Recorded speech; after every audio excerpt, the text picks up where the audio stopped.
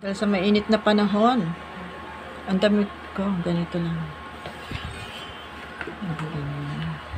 At sa mainit na panahon, nagkakape si Kisses. Ayan na. Sausaw tinapay, galing sa oven. Tinosted mo na yung tasty. Tapos pinalalambot naman sa kape. Saan yung tinapay mo? Ayan. Medyo pinainit mo na sa oven. Ayan. Kasi sinasawsaw sa kape kasi medyo malutong. Pinalalambot naman.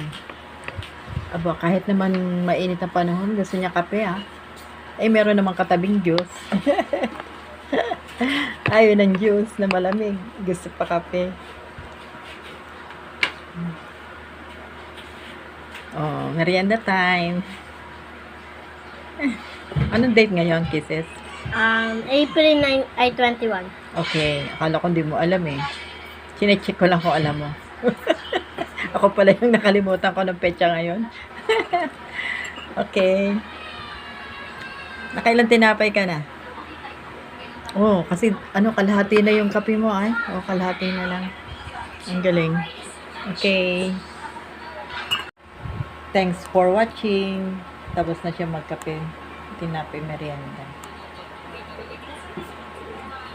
Bye.